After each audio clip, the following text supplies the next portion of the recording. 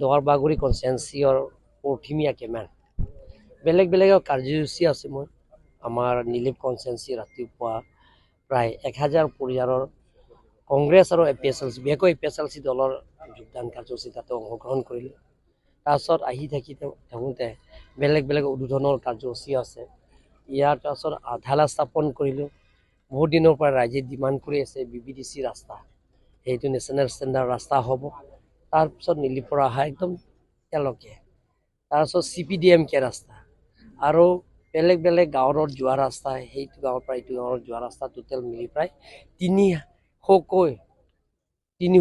ওচৰা-ওচৰি 300 crores ওচৰা-ওচৰি অকল ৰাস্তাতে আজি আমি আধাৰা স্থাপন কৰিছোঁ। সেই ৰাস্তাবিলাকৰ অৰ্ডাৰ দিয়া হৈ গ'ল। কণ্ট্ৰেক্টৰৰ কাম কালি পৰহিৰ পৰা আৰম্ভ হ'ব। তাৰপিছত আজি সেইটো কাউন্সিলৰ এটা কাৰ্যসূচী আছে যে প্ৰথমীয়া কেমেন 2.0 যাতে প্ৰত্যেকজন পৰিয়ালে যাতে মাটি পটাটো বিনামূলীয়া ফ্ৰী পায়, সেইটো চিন্তা চৰ্চা কৰি আগতে আমি 1 লাখ মাটি পটা দিয়া হৈ গ'ল।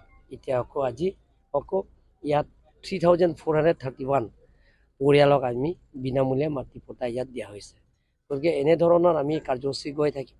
অহাকালি অম্পানাই হ'ব আমৰি কনষ্টিটুৱেঞ্চি, এনেধৰণৰ কণ্টিনিউ প্ৰগ্ৰামবিলাক নেক্সট আমৰেং MEC কনষ্টিটুৱেঞ্চি, সেই কাৰ্যসূচী গৈ থাকিব। যোগদান আৰু চৰকাৰৰ আঁচনিবিলাকৰ উদ্বোধন আৰু আধালা স্থাপন লগতে মাটি পটা বিতৰণ, এই 4-5টা কাৰ্যসূচীতে গৈ থাকিব।